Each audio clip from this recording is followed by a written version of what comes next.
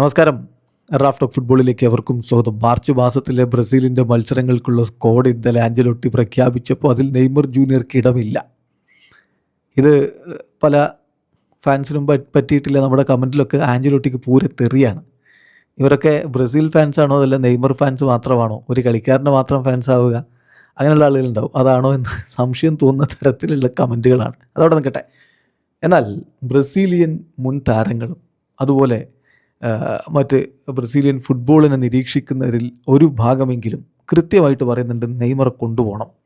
അത് 100% ഫിറ്റ് അല്ലെങ്കിലും നെയ്മറെ കൊണ്ടുപോകണം. കാരണം നെയ്മർ എന്ന് പറയുന്ന ടാലൻറ്റ് ഇപ്പോൾ ബ്രസീലിൽ അങ്ങനെ ഒരു ടാലൻറ്റ് വേറെ ഇല്ല എന്നാണ്.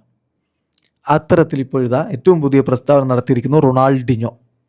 ബ്രസീലിയൻ ഇതിഹാസം റൊണാൾഡിഞ്ഞോ 2002 വേൾഡ് കപ്പിൽ ബ്രസീൽ കിരീടം ചൂടുമ്പോൾ സുപ്രധാനമായ റോള് വഹിച്ചവരിൽ ഒരാൾ. അദ്ദേഹം പറയുന്നു, ഒറ്റ കാല് വെച്ചിട്ടാണ് നെയ്മർ കളിക്കുന്നതെങ്കിലും നെയ്മർ ഇപ്പോൾ ബ്രസീലിൽ കളിക്കുന്ന പലരേക്കാളും മികച്ച കളിക്കാരനാണ്. ഒറ്റക്കാല് മതി, ഫുള്ളി ഫിറ്റ് ആവണ്ട. അതുകൊണ്ട് തന്നെ നെയ്മറെ വേൾഡ് കപ്പിന് കൊണ്ടുപോയിക്കൊള്ളണം. ഞാനിപ്പോൾ ബ്രസീലിയൻ ദേശീയ ടീമിൻ്റെ കളി അങ്ങനെ പഴയ പോലെ ഇരുന്ന് ആസ്വദിക്കാറില്ല.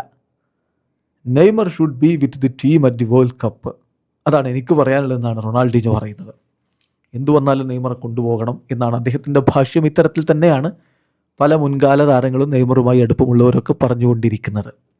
അപ്പം അതിൽ ഉള്ള ഭാഷ്യം എന്താണെന്ന് വെച്ചാൽ 100% ഫിറ്റ് അല്ലെങ്കിലും നെയ്മറെ കൊണ്ടുപോകുക, 70% 75% ഫിറ്റ് ആണെങ്കിലും നെയ്മറെ കൊണ്ടുപോവുക, സബ്സ്റ്റിറ്റ്യൂട്ടറുകളിലെങ്കിലും അദ്ദേഹത്തെ ഇറക്കി കളി ജയിപ്പിച്ചെടുക്കാൻ പറ്റും. അത്രക്കും ഡിസിസീവായിട്ട് കാര്യങ്ങൾ കൈകാര്യം ചെയ്യാനുള്ള കപ്പാസിറ്റി നെയ്മർക്കുണ്ട് എന്നാണ് ആ വാദം.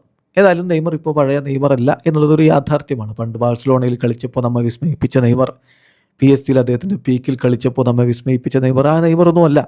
പരിക്കിൻ്റെ പ്രശ്നങ്ങളും മറ്റുമൊക്കെ ആയിട്ട് ഗെയിം റിതമൊക്കെ നഷ്ടപ്പെട്ട് നിൽക്കുന്നൊരു നെയ്മറാണ്. പിന്നെ ഇപ്പോൾ ഈ പറയുന്ന സെൻറ്റിമെൻസിൻ്റെ പുറത്ത് കൊണ്ടുപോവുക എന്നുള്ളതാണ്.